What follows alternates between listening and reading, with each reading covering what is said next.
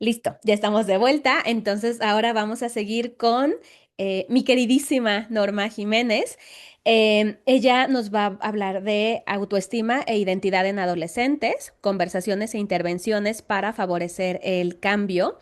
Y bueno, probablemente el trabajar con adolescentes es un tema controversial, temido por algunos terapeutas, deseado por otros, porque acompañar a adolescentes requiere una presencia terapéutica muy específica. El cómo podemos entrar a su vida sin invadirlos, el preguntar sin interrogarlos y el proponer sin imponerles. Y en este proceso en el que están en la construcción de identidad, es uno de los territorios más ricos, pero también más retadores de la práctica, y es ahí donde Norma, con su perspectiva, tiene mucho que decir porque nos invita a pensar en conversaciones e intervenciones concretas para poder acompañar a los adolescentes en este proceso con una mirada breve y profundamente humana. Así que, pues, recibimos a Norma Jiménez. Muchas gracias, doctora. Bueno, antes de empezar a dar mi ponencia, primero me gustaría dar las gracias al centro. Claro que a la doctora, por supuesto que mil gracias por tomarme en cuenta, por confiar en mí. Quiero decirles que el haber tomado este entrenamiento a mí me hizo sentir diferente, porque como que estaba medio perdida, no sabía si contaba con los conocimientos necesarios para dar terapia, porque estamos trabajando con personas y a mí eso me daba mucho miedo. Entonces, esta perspectiva me gusta porque es un modelo integrativo. Me gustan otros modelos también, y es lo que me gusta de este método, que lo puedes integrar a la práctica y que te puede ayudar a tener resultados muy buenos. La maestra Eli dio una ponencia excelente. Ella habló muchísimo de estrategias, de técnicas, de intervención, buenísimas, por cierto.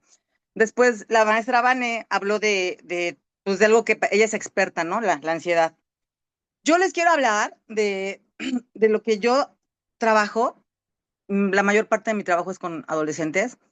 Yo no les traigo un caso clínico específico porque al final del día, al trabajar con adolescentes, me ha llevado a darme cuenta que, aunque son situaciones distintas las que los llevan a terapia, convergen en un punto, y ese punto se trata de la insuficiencia.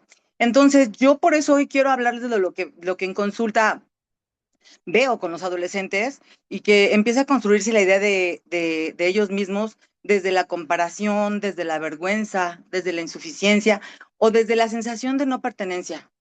En muchas ocasiones, cuando trabajo con adolescentes, yo lo primero que me doy cuenta o que aparece frente a nosotros, e incluso pues, es lo que nos llevan los papás, ¿no? Las referencias que nos dan, es la conducta de los chicos.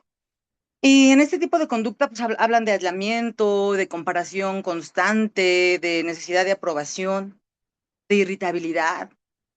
Algo que también es bien relevante es el conflicto que tienen con la imagen, no se gustan. Y en eso no gustarse se tratan con muchísima dureza. Se exigen a veces perfeccionismo, lo cual es muy difícil de lograr, y el miedo al rechazo es una constante en estas intervenciones con adolescentes.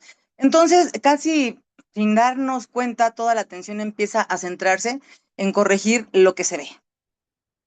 Pero conforme va avanzando el proceso, nos vamos dando cuenta que la situación empieza a tomar claridad y el problema no está solamente en lo que el adolescente hace. Realmente es algo más de fondo. Es como él comienza a verse, como él se empieza a nombrar, a calificarse, o cómo empieza a concluir quién es a partir de lo que vive cotidianamente. Creo que cuando logramos tener este tipo de conversaciones con el adolescente, podemos darnos cuenta que aquí aparece la primera decisión de intervención. Diría yo que es la primera importante, porque no solamente estamos viendo a nivel conductual, sino que estamos preguntando desde qué lugar se está organizando este chico y qué relación está construyendo consigo mismo. Si yo me quedo solamente con lo que se ve o lo que los lleva a consulta, que es lo que justo refieren las personas que lo llevan, los papás, los abuelos, podría yo intentar cambiar la conducta sin tocar toda la historia que la sostiene.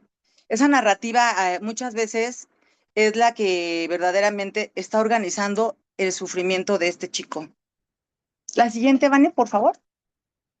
Les quiero decir que aquí donde yo vivo el internet es muy malo, entonces una de mis compañeras me está haciendo el favor de pasar las diapositivas. Ajá. Em, es la anterior, Vane, porfa, es la que dice, no es solo la conducta. Ujú. Muchísimas gracias. Ajá. ¿Por qué decimos que no es solo la conducta? Porque justamente también es la relación que el adolescente está construyendo con él mismo. Y cuando digo que no es solo la conducta, no le estoy restando importancia a la conducta, ¿verdad? Por supuesto que importa, solo que en ocasiones la conducta, digamos que es la punta del iceberg. El adolescente se aísla y no está solamente portándose distante, puede estar protegiéndose de sentirse rechazado. eh, por ejemplo, si un adolescente se compara constantemente, puede estar no solamente atrapado con la imagen, sino que podría estar intentando confirmar si tiene o no un lugar junto y frente a los demás. ¿Esto qué es? Pues la pertenencia, ¿verdad? Y eso de la pertenencia es algo bien importante.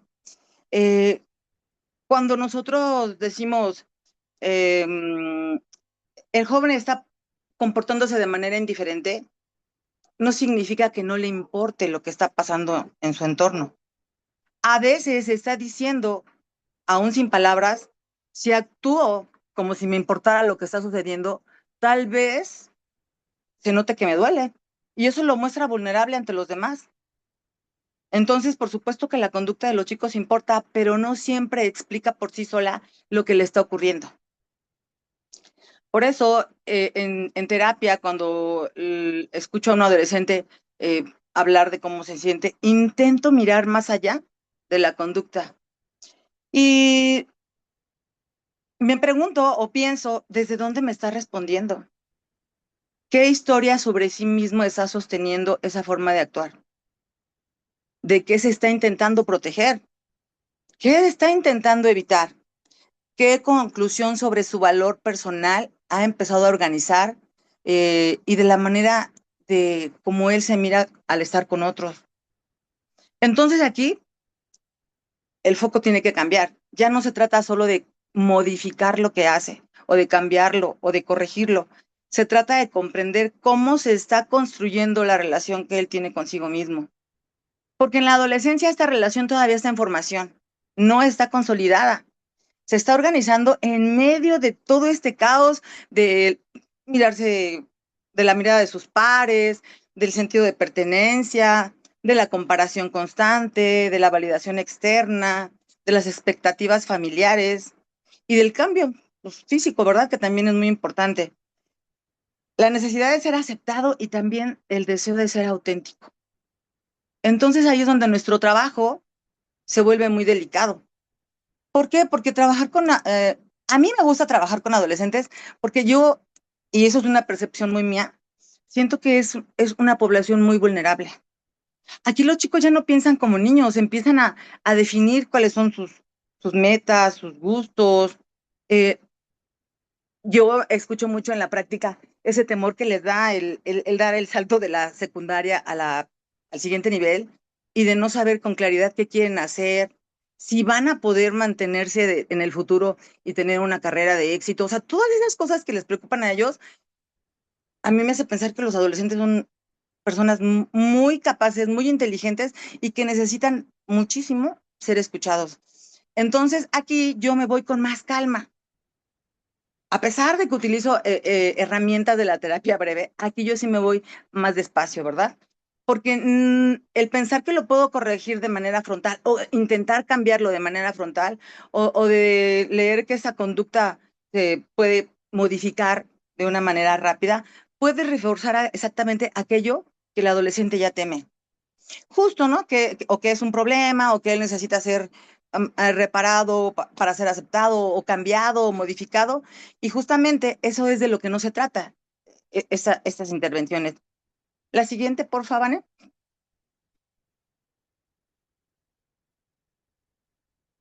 Gracias. Lo que vemos, eh, lo que vemos, obviamente, pues es la conducta, ¿verdad? Vemos esos cambios que ha ido generándose en este chico, si se ha vuelto irritable, si se ha vuelto más introvertido, si se enoja, si le cuesta trabajo regularse ante alguna situación donde sus emociones incluso se puedan desbordar. Eso es lo que le preocupa a los papás. Pero lo que sostiene esa conducta con mucha frecuencia es algo más profundo. Es la identidad del chico, el valor que él se está dando de manera personal y esa pertenencia que quizás no puede lograr. Les voy a citar un ejemplo. Si un adolescente se muestra desafiante, puede pensar que el problema es la oposición, lo puede pensar los papás, incluso también él, ¿verdad? Pero al escucharlo con más detalle, tal vez aparece una historia de vergüenza, de defensa o de anticiparse al rechazo.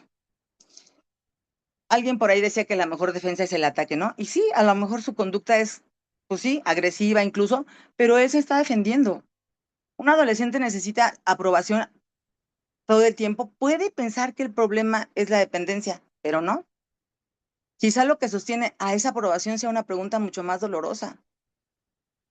¿Y si no les gustó, sigo valiendo? Si un joven evita participar, ¿puedo pensar que es apatía?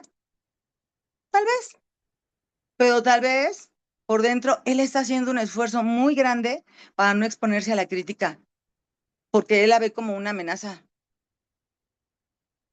Entonces, una parte muy importante del trabajo que realizo con los chicos es no quedarme solo con lo que aparece, sino empezar a leer qué es lo que lo está organizando.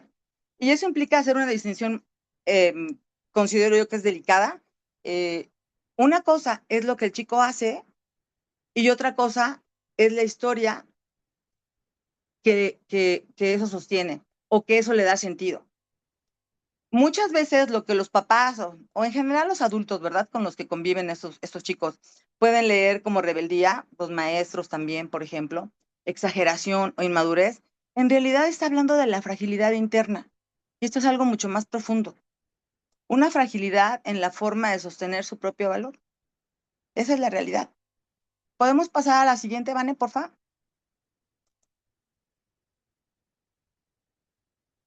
Ok. Eh, no siempre llega como un no valgo. ¿Por qué esta frase?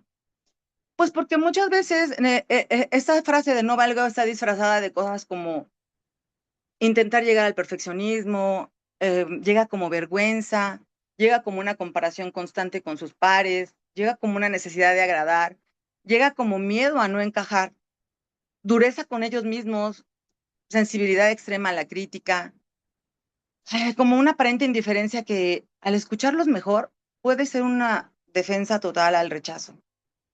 Cuando un adolescente llega diciendo, me da igual, y de hecho sí me dicen me da igual, e incluso hasta levantan los hombros, pero al escucharlos con más cuidado, ese me da igual no es indiferencia, más bien se trata de una forma de protegerse de sentirse rechazados.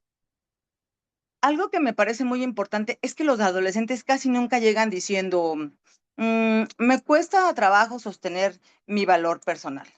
Esas son como ya ideas más elaboradas, ¿verdad? Más bien llegan diciendo, tengo perdón, no llegan diciendo tengo una narrativa rígida de insuficiencia, porque reitero, esos ya son como lo que nosotros pudiéramos pensar a la hora de hablar con ellos o de intervenir. Em, Ni tampoco es que lleguen y digan, me estoy definiendo desde la comparación. Llega de otras formas y debajo de todas esas expresiones aparece una misma pregunta de fondo. ¿Desde dónde se está mirando este adolescente a sí mismo? Hay unas personas que llegan y me dicen, por ejemplo, hay una chica que llegó diciéndome, pues yo la verdad no sé ni por qué nací, porque creo que mis papás estarían mejor sin mí. Otra chica, pues yo la verdad sé que si no me saco más de 9, no sirvo para nada. Y cuando llegaba a sacarse menos de 9, ella llegaba y en la noche le sacaba la navaja al sacapuntas y se cortaba. De ese tamaño era la exigencia de sacar buenas calificaciones, porque si no tenía buenas calificaciones, ella no valía. Esa es la idea que traen estas chicas o estos chicos, ¿no? Si yo profundizo, quizá aparece algo más complejo. Si no saco buenas calificaciones, no sirvo.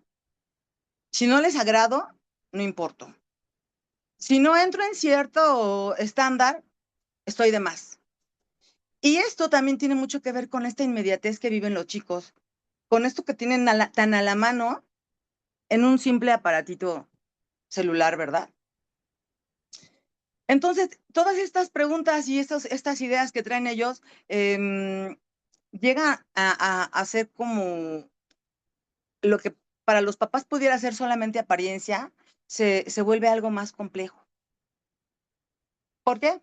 Pues porque se está tratando de la forma como ellos se ven y la forma como ellos se están habitando.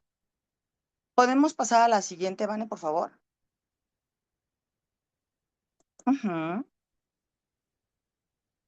No es solo sentirse bien. Cuando hablamos de autoestima, a veces la reducimos a algo muy sencillo. Y aquí sí me gustaría que las personas que me están escuchando pudieran hacer contacto cuando ellos fueron adolescentes. ¿Cómo se sentían? ¿Algo de todo esto que yo les estoy narrando, les estoy platicando, les ha hecho sentido? ¿Se han identificado con alguna situación así? Cuando hablamos de autoestima, a la mayoría de las personas lo pueden reducir a seguridad, confianza, amor propio y sentirse bien. Pero justo en este trabajo que realizo con estos chicos, yo me he dado cuenta de que es algo mucho más complejo. La autoestima tiene que ver con la forma en la que una persona interpreta su valor. Tiene que ver con cómo procesa la crítica, por ejemplo, con cuánto depende de la validación de los demás, con la forma en que se habla cuando falla. Yo escucho y se habla muy feo, de verdad. Incluso se insultan, utilizan palabras altisonantes. La forma que concluyen sobre sí mismos cuando no los invitan, por ejemplo, a una fiesta, cuando no son elegidos, cuando no se sacan 10, por ejemplo, cuando no destacan, cuando no agradan o cuando sienten que no encajan simplemente. Aquí no se trata solamente de si se gusta o si no se gusta. Se trata de qué tan habitable siente su propia existencia. Esta frase me parece tan importante, eh, incluso el pensarla, ¿no? Se me hace tan poderosa. ¿Qué tan habitable puede ser su existencia? ¿Por qué? Pues porque hay adolescentes, como les mencioné, ¿no? Pueden funcionar, pueden cumplir, pueden convivir, pueden sacar esas notas que necesitan para sentirse en apariencia bien y aún así sentir por dentro que no alcanzan esa meta, que no son suficientes. Hay adolescentes que pueden parecer seguros y cuando tú les preguntas qué le da seguridad, es la mirada de los demás. Hay jóvenes que cambian su percepción de sí mismos de manera abrupta dependiendo de cómo les fue en la escuela, de si alguien les respondió a un mensaje, de si fueron incluidos en el equipo, de si la foto recibió reacciones positivas o de si alguien los criticó. Entonces aquí es cuando yo digo que la autoestima no es solamente sentirse bien, es poder registrar un error sin convertirlo en una descalificación total de su persona. Es poder no agradar sin sentir que pierden valor. Poder recibir la crítica sin que eso se convierta inmediatamente en algo malo en mí. Y esto en la adolescencia se vuelve especialmente sensible porque la identidad justamente está en formación, no está definida. Un adolescente puede sacar buenas calificaciones, cumplir con todos los requerimientos y aún así vivir cada error como una prueba de que no vale lo suficiente. La siguiente, por favor.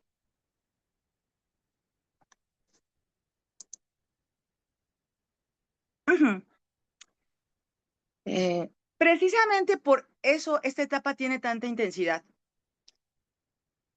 Y yo creo que todos aprendemos de esa forma, ¿verdad? Ensayo, error y contradicción. Estamos en búsqueda de qué es lo que nos define. Y en esa búsqueda, pues hay oscilación, si no es esto, es aquello. Hay deseo de pertenecer y al mismo tiempo deseo de notarse, de diferenciarse. Hay necesidad de ser aceptado y miedo a dejar de ser ellos mismos para conseguirlo. Y esta tensión es clínicamente muy importante, porque a veces el adolescente no solo está preguntándose, ¿quién soy? También se está preguntando, ¿qué parte de mí puedo mostrarle a los demás? ¿Qué parte tengo que esconder? ¿Qué versión de mí es aceptable y qué versión de mí puede ser rechazada? Esto me ha pasado con chicos que sus preferencias sexuales no son las ideales para sus papás y les cuesta trabajo expresarlo. Cuando esa construcción de identidad ocurre en un contexto de comparación constante, la experiencia interna se vuelve muy vulnerable. Hoy la comparación no aparece de vez en cuando, está presente todo el tiempo. Justo lo que le decía, ¿verdad? De las dichosas redes sociales. Eh, el cuerpo, la apariencia, el rendimiento, la personalidad, la popularidad, la vida social, la imagen que se proyecta, todo puede convertirse en un punto de medición constante. Y cuando el valor personal empieza a quedar demasiado atado a esa mirada, el adolescente empieza a medirse todo el tiempo. Empieza a corregirse para ser aceptado, a callarse para no exponerse, a adaptarse para no perder pertenencia, a concluir demasiado rápido que si no encaja, entonces el problema está en él. Por eso, más que pensar en la adolescencia solo como una etapa difícil, que eso, de hecho así dicen los papás, no, es que está en la peor etapa, está en la adolescencia. Conviene pensarla como una etapa de reorganización de sí mismos. Una etapa donde la pregunta por el valor personal ocupa un lugar central. Una etapa donde la pertenencia no es solo estar con otros, sino lo que ese lugar entre los otros parece decir sobre uno mismo.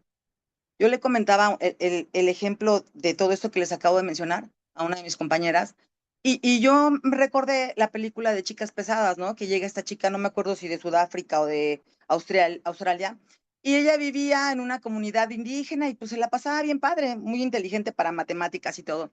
Y llega a una escuela donde las chicas, pues, se arreglan muchísimo, están a la moda, muy delgadas, etcétera, etcétera. ¿Y cómo esta chica empieza a cambiar? Para, entre comillas, pertenecer. Aquí lo más chistoso es que no logra pertenecer porque cuando es aceptada, ella no se siente cómoda y regresa a mostrar lo que en realidad es, justo como ella era al principio, ella se sentía bien. Este intento de querer pertenecer a veces los hace sentir pues mal, ¿no? Porque están pagando un costo muy elevado. La siguiente, por favor, Vania. Ujú. ¿Qué es lo que emerge en sesión?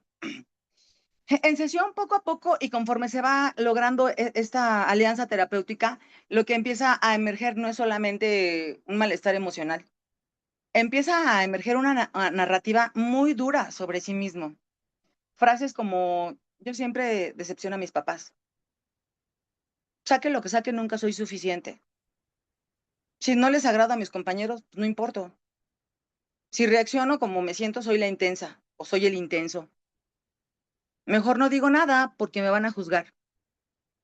Y aquí hay algo bien importante. En terapia, cuando escuchamos estas frases que se repiten constantemente, eh, dejan de sentirse solamente como pensamientos y más bien empiezan a verse como definiciones, como si fueran una verdad completa sobre quiénes son ellos.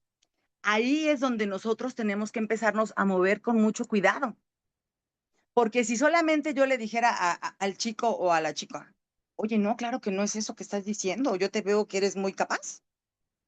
Y quizás en ese intento de ayudarlo o de decirle, no, es que, ¿cómo crees? Tú eres muy bonita, no necesitas bajar de peso, etcétera, etcétera. em, Lejos de ayudar a que este chico o chica confíe en mí, estoy reafirmando lo que ya le dicen en casa. Además, estoy invalidando lo que está sintiendo y quizá yo ahí pudiera cortar cortar lo lo que que, lo que ¿Alguien tiene abierto ¿Alguien su tiene abierto su... micrófono?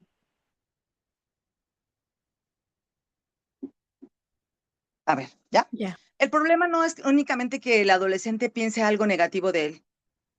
El problema es que esa idea se convierta en parte de su identidad. No puedo limitarme a contradecirlo. Necesito ayudarlo a tomar distancia de esa narrativa. Necesito que pueda Necesito que pueda... empezar a que pueda empezar a ver que esa voz con la que se nombra no nació de un día para otro. Fue aprendida. Alguien la dijo. Fue reforzada constantemente y fue incorporada. Tal vez viene de comentarios, de comparaciones, de rechazos, de silencios, de exigencias o experiencias repetidas. Y cuando eso empieza a hacerse visible, algo se mueve. Porque entonces aquí el adolescente empieza a notar que no es lo mismo el decir yo soy así o a decir aprendí a verme así. Aquí es donde esta diferencia abre un espacio terapéutico enorme. ¿Cómo llego a este punto? Pues justamente trabajando esa externalización. Lo que dijo al principio él es muy cierto. El problema es el problema. El problema no nos define. La siguiente, por favor.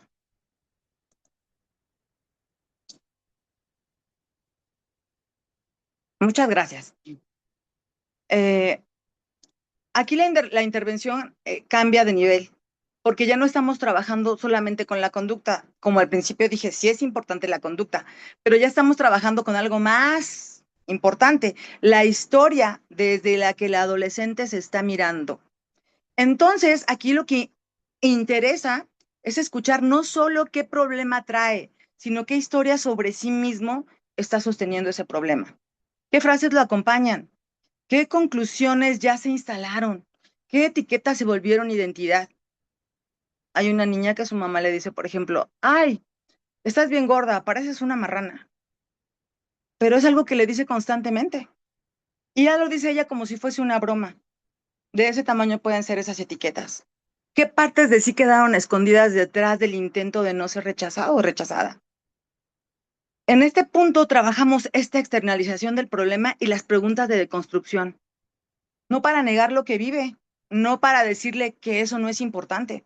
Por supuesto que es importante, tan importante, que le está lastimando, le está doliendo, sino para que pueda empezar a mirar esa historia como algo construido, no como una verdad absoluta sobre quién es.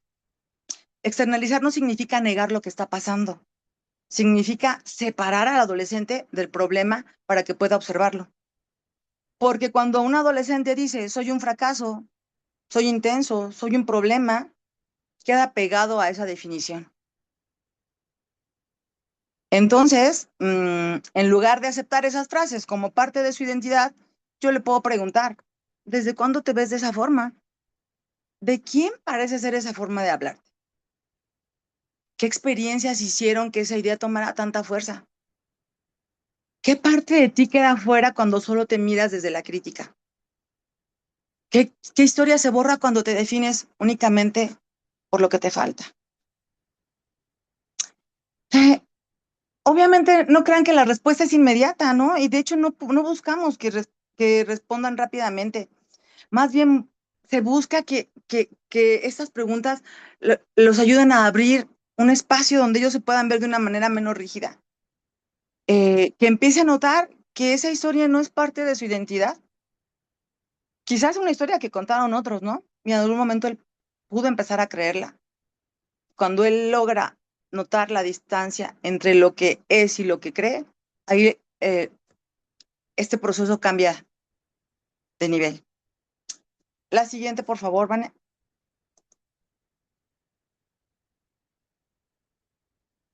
Gracias. La relación terapéutica no corrige. ¿Y por qué esta frase? Antes incluso de pensar en técnicas, lo que les comentaba al principio, hay algo que para mí es central, el tipo de experiencia que la relación mía con el consultante ofrece. Porque muchos adolescentes eh, llegan pensando o esperando un juicio, o esperando que se les corrija o una evaluación. Incluso también algunos esperan evaluación a través de pruebas, ¿no? No las utilizo. Llegan esperando que otro adulto les diga lo que está mal en ellos. Y si la sesión se convierte en un espacio donde tienen que defenderse o justificar lo que sienten o demostrarme a mí que sí valen, pues entonces estamos perdiendo esa oportunidad de, de poder aliarnos terapéuticamente con ellos. Por eso para mí es fundamental no convertir la terapia en otro escenario donde se sientan juzgados. Evidentemente, trabajar con adolescentes es un proceso delicado porque la confianza no se da por hecha. Esa confianza la vamos construyendo sesión a sesión, incluso con las actividades que les propongo entre sesión y sesión. Eso que trabajamos en sesión y que se les propone para que lo vayan haciendo en casa, eh, es lo que hace que el joven vaya construyendo y que empiece a percibirse como una persona que puede lograr el cambio y no una persona que está intentando ser corregida, ni reducirlo a aquello por lo que los papás lo pueden llevar a terapia, ni a lograr una versión más aceptable de sí mismo. A veces, yo diría que casi siempre, lo primero que necesita ocurrir es algo pequeño pero profundo, que el adolescente tenga la experiencia de ser escuchado. Escucharlo sin sentirse invadido o invalidado. Y aquí les voy a confesar algo. Muchas ocasiones me ha tocado escuchar historias de verdad tan desgarradoras que, como diría una de mis consultantes, se me llenan los ojos de agua. Y por muy fuerte que yo sea, pues, la verdad es que también soy humana, ¿no? Y de repente se me puede llegar a querer salir esa agüita de los ojos. Trato de crear ese espacio donde pueda hablar sin que cada palabra sea utilizada para etiquetarlo. Que note que estar frente a alguien eh, como yo, en este caso, no está tratando de forzarlo a encajar, sino de comprender cómo vive por dentro todo lo que le está pasando. Y cuando eso ocurre, la sesión empieza a convertirse para ellos en un espacio distinto, un espacio donde pueden hablar de cómo se ven, de cómo creen que los ven los demás, de qué partes de sí les generan vergüenza, de qué versión de sí han tenido que construir para ser aceptados, lo que les hablaba de la película, ¿no? Y hay muchos chicos que viven esas historias en la vida real. En ese sentido, la relación terapéutica no repara al adolescente, le ofrece una experiencia distinta de sí mismo, una experiencia donde puede empezar a ser mirado, pues yo pienso con menos juicio y lo ideal sería que sin juicio, ¿verdad? A escucharse sin crueldad, a reconocer que uno está condenado a seguir nombrándose únicamente desde esa herida, ni desde la comparación o desde las etiquetas que otros le pusieron, lo le han devuelto a lo largo pues de ese periodo o de esa etapa. La siguiente, por favor, Vané. Gracias. Intervenimos en la narrativa, no solo en el síntoma. Cuando esa base empieza a construirse, ciertas pláticas dentro de la terapia pueden abrir movimientos muy importantes. Aquí el trabajo se trata de intervenir en esa forma como ellos se describen, no solo en el síntoma. Porque no se trata únicamente de que el adolescente deje de sentirse mal. Se trata de mirar qué significado le da a lo que vive, cómo interpreta cada crítica y cómo traduce esa crítica o esa exclusión. Cómo convierte una experiencia por dolorosa que sea, en una conclusión total sobre sí mismo. Te voy a dar otro ejemplo. Cuando alguien dice, mi mamá me dijo que lo único que tengo que hacer es estudiar y que lo hago mal. Por lo tanto, soy un fracaso. Aquí no trabajo solamente con la emoción que apareció, sino que todo el contexto, trabajo con esa rapidez de ejecución. E inmediatamente le pregunto, ¿qué pasó? ¿Por qué interpretaste eso? ¿Qué concluiste sobre ti? ¿Qué hiciste después con esa conclusión? En muchas ocasiones el problema no está solo en el evento, está en cómo ese evento se convierte rápidamente en identidad. Una observación se vuelve una sentencia. Una crítica se vuelve un no valgo o no sirvo para nada. Una exclusión puede convertirse en soy el que sobra o yo soy el problema. Cuando un adolescente dice, no me invitaron, entonces soy la que está de más. Ahí yo no trabajo solamente con la tristeza de no haber sido invitada. Trabajo con el qué hizo entre una experiencia concreta, no me la invitaron, y una definición total sobre sí misma. ¿Soy la que está de más? Ahí hay que desacelerar el ritmo, no para negar el dolor, sino para que el adolescente pueda ver que entre lo que ocurre y lo que concluye de sí mismo, ahí, entre esas dos, hay un espacio de trabajo. Y en algunos procesos, eso también implica intervenir en torno a la pertenencia. Sufren por todo lo que han tenido que sacrificar de sí mismos para intentar pertenecer. Obviamente, aquí cambia de nivel. Ya no se trata únicamente de preguntarle si se sienten incluidos o excluidos. Se trata de explorar cómo han intentado pertenecer y si para ser aceptados han tenido que callarse, cambiar sus gustos, exagerar o incluso mantenerse de tan bajo perfil que parecieran invisibles. Todo esto para adaptarse. O renunciar a algo que es la autenticidad de ellos. Cuando esto se hace visible y ellos, o sea, para ellos, no para mí, ¿verdad? O sea, cuando ellos lo ven, la sesión me permite hacer preguntas un poquito más intensas, ¿no? O más fuertes, como, ¿cómo estar con otros sin tener que desaparecerte para lograrlo? ¿Cómo lo haces? ¿Cómo podrías pertenecer sin tener que cambiar tus gustos? Estas preguntas tocan algo más, más profundo del chico o de la chica. ¿Por qué? Pues porque el sufrimiento no viene solo de una idea de no encajar, sino del costo que han tenido que pagar ellos para intentar justo eso, encajar. ¿Podemos pasar a la siguiente, Vane, por favor?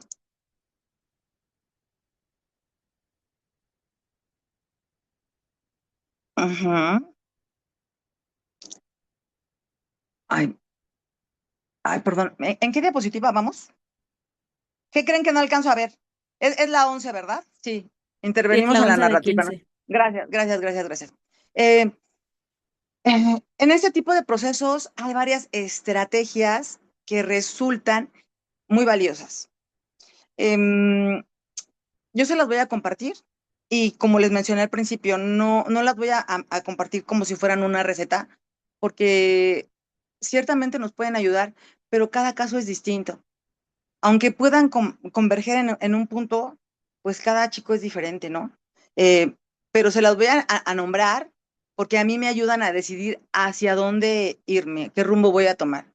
Y una de esas estrategias es justo la que les mencioné hace rato, la externalización del problema. ¿Por qué me gusta mucho esta estrategia? Pues porque ayuda, y no solo al adolescente, ¿verdad? A cualquier persona, pero en este caso, trabajando con ellos, ayuda a dejar de verse como el problema y empiezan a mirar esa narrativa o la crítica interna o la etiqueta como algo que se fue construyendo. Otra estrategia son las preguntas de deconstrucción. Estas preguntas no buscan corregir, sino abrir una distancia. Preguntas como, ¿cuándo empezaste a verte así? ¿Qué experiencias reforzaron esa idea? ¿Qué parte de ti queda fuera cuando te defines solo desde eso? ¿Qué historia se borra cuando solo te miras desde lo que te hace falta? También trabajo con la diferenciación entre experiencia e identidad. Porque no eres lo que te pasó, no eres el error que cometiste, ni eres la comparación en la que te perdiste o en la que perdiste, no eres el momento en el que no encajaste, no eres la opinión más dura que alguien tuvo sobre ti, no eres la escena que más vergüenza te da recordar. Hay varias historias así que apenan mucho a los chicos. Esto puede sonar sencillo, pero en terapia tiene muchísimo peso, porque introduce una posibilidad distinta, la de no quedar atrapado en una definición totalizante. También revisamos intentos de solución, porque muchos adolescentes han intentado pertenecer, desapareciéndose, callándose, cambiando gustos, volviéndose más duros. Aquí, esto que les estoy comentando, se los he comentado en varios momentos y quizás suene un poquito reiterativa, pero es bien importante que esta parte donde ellos se sacrifican a sí mismos para agradar a otros es algo bien real. La pregunta no es solo, ¿te sientes aceptado? La pregunta más bien es, ¿qué costo has pagado para pertenecer, no? Y finalmente, la identificación de excepciones, también parte de la terapia narrativa, es muy importante, porque cuando un adolescente está dominado por una narrativa de insuficiencia, necesita empezar a reconocer momentos, aunque sean chiquitos, donde esa historia no domina. Momentos donde puede expresar algo propio, donde no se tuvo que esconder, donde toleró el no agradar o el no ser invitado, donde actuó desde una parte más auténtica.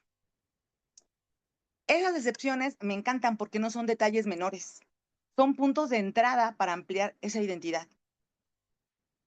No solo miramos el problema, porque si solo miráramos el problema, seguiría viéndose la adolescencia desde la carencia, desde lo que le hace falta.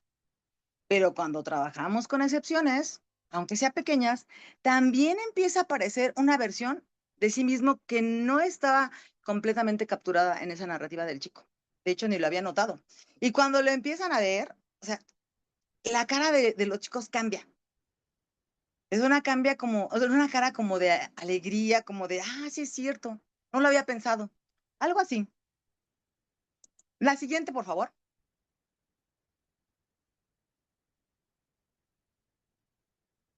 Ujú. No buscamos convencer, buscamos abrir un espacio. ¿Por qué? Porque aquí hay algo bien importante. Eh, las intervenciones terapéuticas, y yo creo que a cualquier edad, ¿verdad? Pero específicamente con los adolescentes, no buscan convencerlos rápidamente de, de lo contrario a cómo ellos se sienten o cómo se perciben. No buscamos inflar la seguridad de una manera artificial, ni cambiar el diálogo negativo por uno positivo, ¿verdad? Cuando un adolescente tiene una narrativa profunda de insuficiencia, decirle, ay, no, ¿cómo crees si vales? Eres increíble, no pienses así. Eh, el decirle eso, no, y no porque sean frases malas, de hecho, pues es bueno que de repente lo puedan escuchar, ¿no? Pero cuando yo los escucho, más bien me interesa saber por qué y no el invalidar lo que están sintiendo, porque siento que así no tocaríamos esa estructura que sostiene el problema, ¿no? Que es la forma en que se mira. Lo que buscamos es abrir un espacio para que él pueda pensar distinto, que se pueda nombrar de otra manera y que pueda reconocer recursos que hasta ese momento tenía invisibilizados.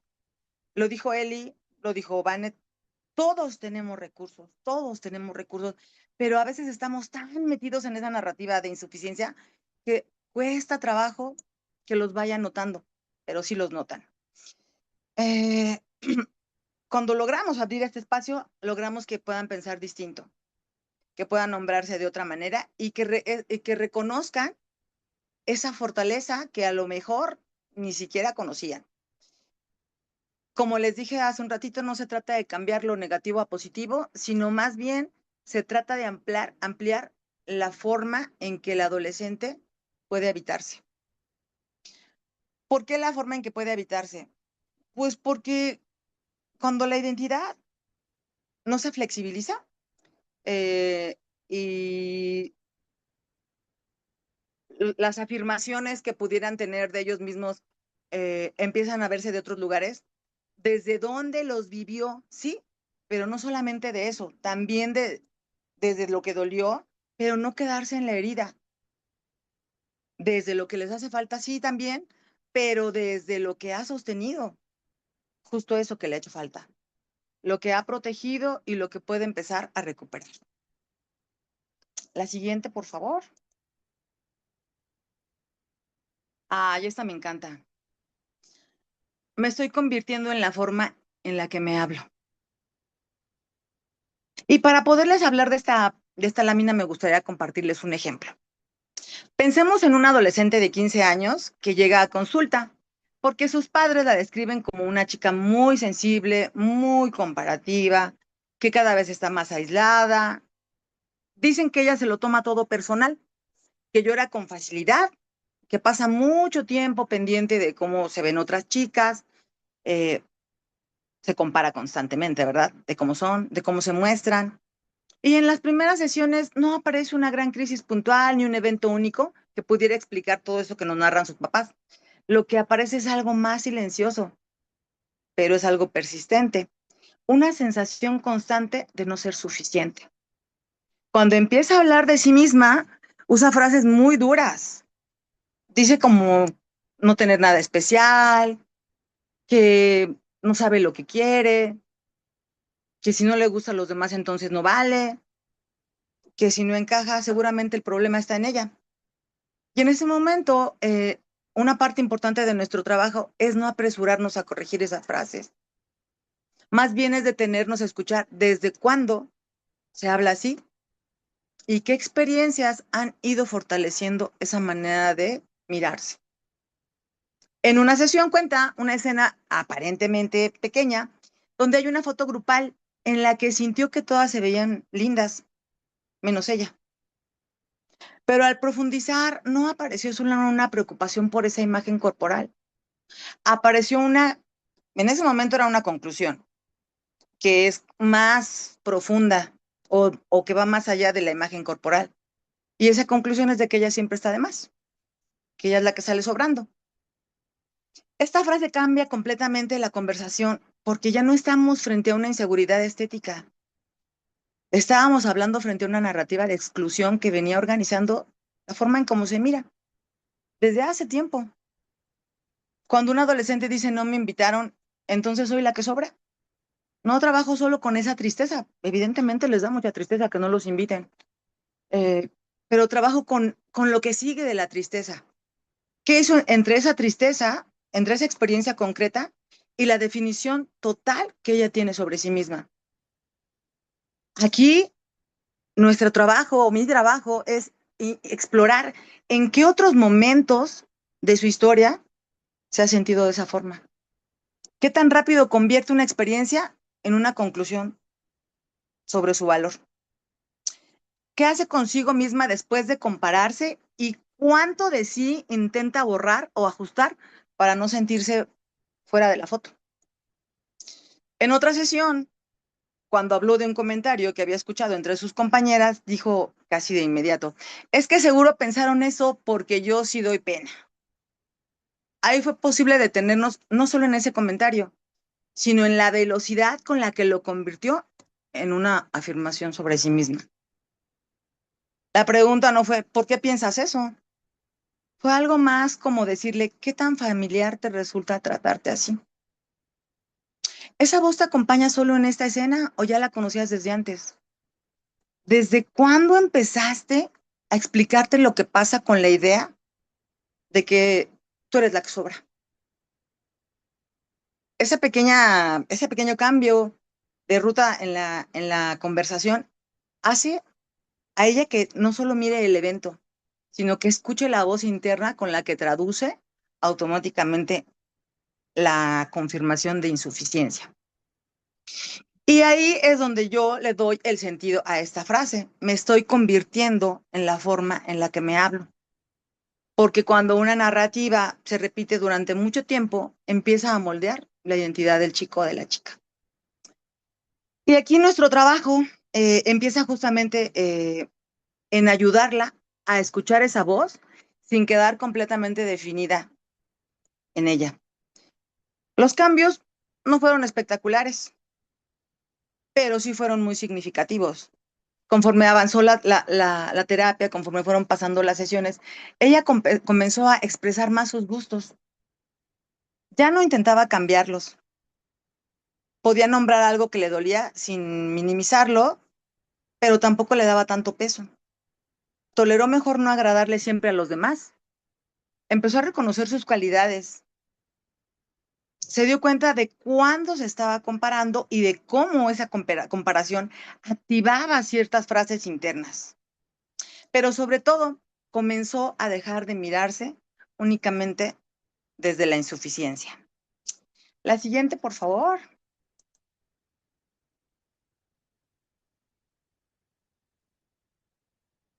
Gracias, Vané. El cambio no empieza cuando el adolescente se siente suficiente. Empieza cuando deja de definirse como insuficiente. Y aquí, mis queridos colegas, me gustaría cerrar con una idea que para mí resume una parte muy importante del trabajo, el trabajo que realizo. El cambio no empieza necesariamente cuando el adolescente ya se siente completamente seguro de sí mismo. Empieza antes. Empieza cuando deja de definirse solo desde la herida o desde la comparación o desde el rechazo. Empieza cuando puede notar que hay una distancia entre lo que vivió y lo que él cree que es. Empieza cuando puede mirar sus experiencias sin convertirlas inmediatamente en condenas o en sentencias identitarias. Y esos movimientos, aunque al inicio parecen pequeños, suelen ser profundamente transformadores, porque trabajar la autoestima e identidad con adolescentes no consiste en construir una imagen artificial de seguridad. No consiste en llenarlos de frases positivas. Consiste en acompañar la construcción de una relación con ellos mismos que sea más habitable, más propia y menos dependiente de la aprobación externa. Consiste en abrir espacios donde pueda dejar de mirarse solamente desde lo que le hace falta, desde lo que otros le devolvieron o desde lo que no logró ser para ciertos grupos o ciertas expectativas. Y cuando eso empieza a ocurrir, no solo cambia la conducta, cambia la manera en que el adolescente empieza a habitar su vida. Cambia la forma en que se nombra, la forma en que se trata y la forma en que ocupa su lugar frente a los demás. Al final, no se trata de que el adolescente llegue a tener una seguridad perfecta. Yo creo que de una manera sana, pues todos podemos llegar a tener inseguridades, ¿verdad? Se trata de que deje de quedarse atrapado en la historia de que es insuficiente. Cuando la historia empieza a perder fuerza, aparece algo mucho más real que una autoestima inflada. La posibilidad de habitarse con menos juicio y con más amplitud. Y con más derecho a ocupar un lugar. Me gustaría subrayar tres ideas que considero importantes. La primera es que en adolescentes la autoestima rara vez se reduce a algo que es visible. La mayoría de las veces puede ser a través de exigencia extrema, de dureza, resentimiento, necesidad de agradar o de un esfuerzo constante por adaptarse para no quedarse fuera. Por eso, si buscamos señales obvias de fragilidad, podemos pasar por alto formas mucho más sutiles en las que el sufrimiento está presente. La segunda, ay, perdónenme. Ay, se me fue. Ya, perdónenme. La segunda es que muchas conductas que preocupan a los adultos no hablan únicamente de la oposición o de la inmadurez del chico. A veces hablan de una relación dolorosa con ellos mismos, de una identidad poco sostenida o de una historia interna organizada alrededor de la comparación, la vergüenza o el miedo a no valer. Eh, y por último, me gustaría decirles que ciertas conversaciones dentro de la sesión pueden abrir formas nuevas de nombrarse. Cuando el adolescente encuentra un espacio donde pueda separar esa experiencia que vivió, que lo marcó, que le dolió, de su identidad, cuando él reconoce las voces con las que se ha definido y cuestiona la narrativa de insuficiencia y empieza a mirarse desde un lugar más amplio, empieza a ocurrir algo muy valioso, porque él deja de habitarse únicamente desde la carencia. Y pues creo que de mi parte es todo. Muchísimas gracias. Gracias por escuchar. Gracias, doctora. Y qué nervios. Gracias.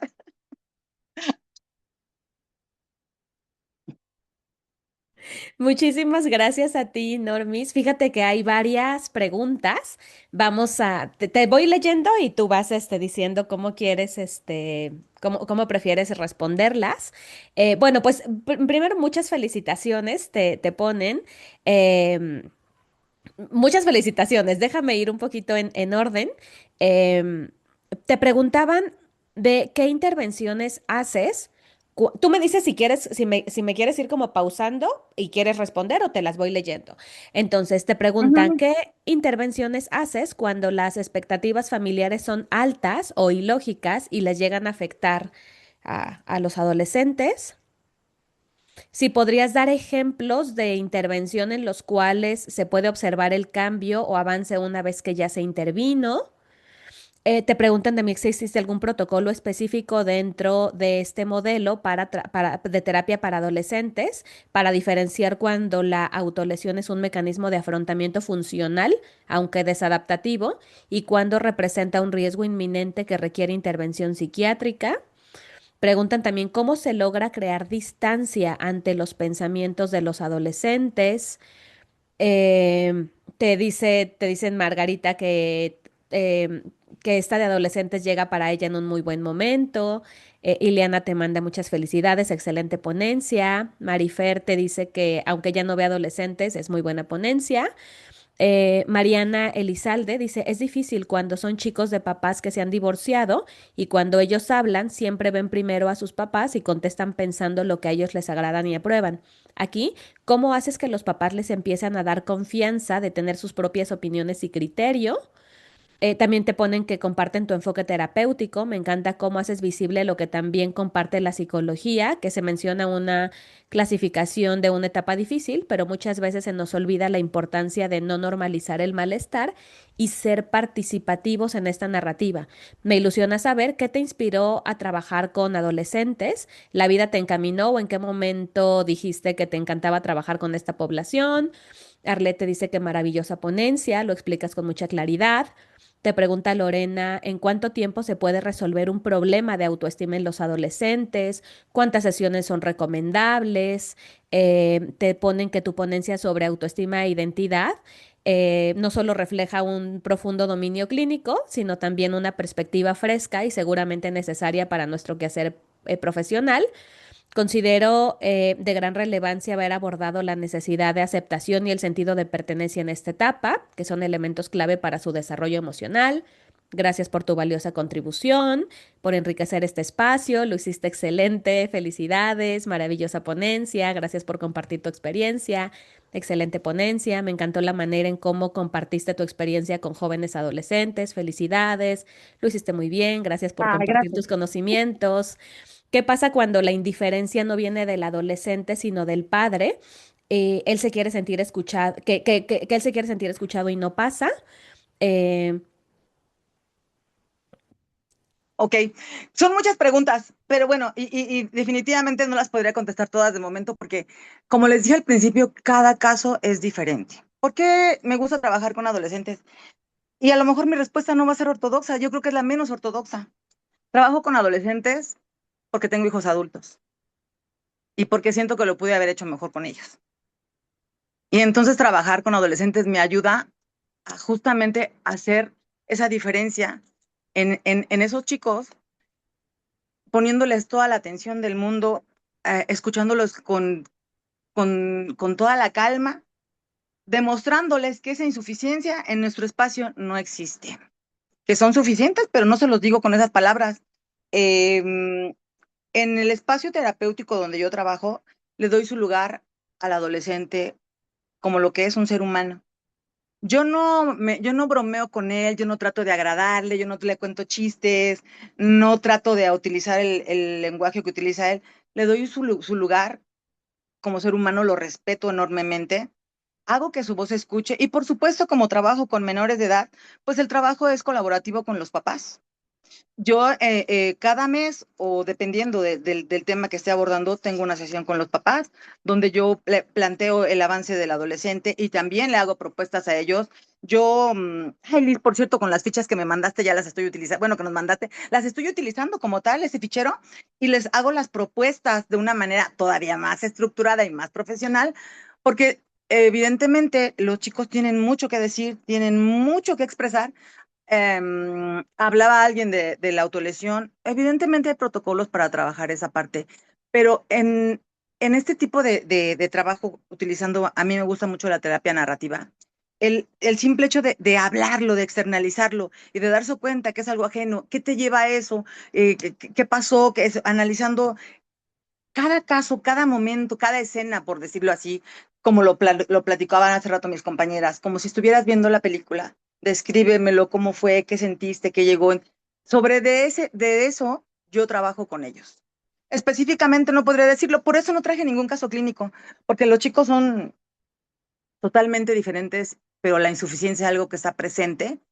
Esa es una cosa. La otra, ellos tienen muchas ganas de ser escuchados, demasiadas. Y cuando yo empiezo a escucharlos, pues empiezo a comprender toda esta parte y los ayudo a que vayan también deconstruyendo eso que ya está muy, como de repente muy construido, ¿verdad? Valga la comparación. ¿Cómo? Pues dándose cuenta de que hay excepciones, de que eso es algo más aprendido que cierto. Y entonces cuando empiezan a ver eso, esas áreas de oportunidad, esos recursos con los que cuentan, esas habilidades, esos valores también, porque estoy hablando de seres humanos, entonces la narrativa empieza a cambiar. ¿Cuánto tiempo?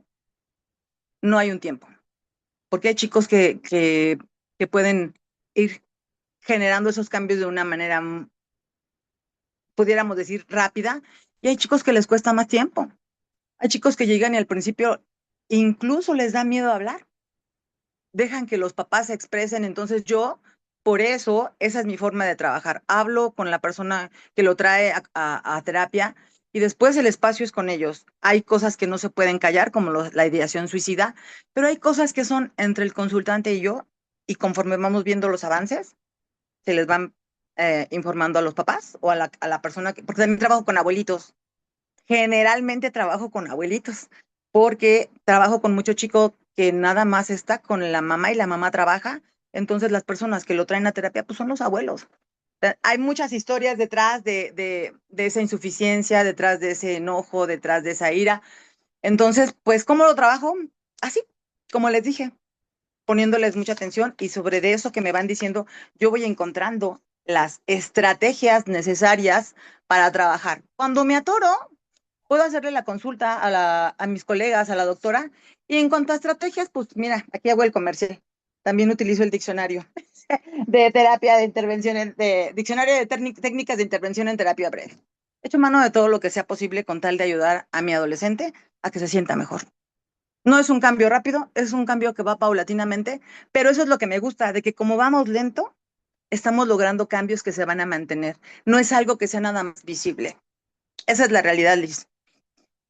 Sí, muchas gracias, Normis. Y voy a hacer aquí una anotación aquí a pie de página, que a veces cuando escuchamos terapia breve podemos pensar, ¿no? Que es una terapia rápida, que llevamos prisa, pero realmente la terapia breve la definimos como una terapia de optimización de recursos y eso quiere decir que en el caso de los adolescentes, pues respetamos su ritmo.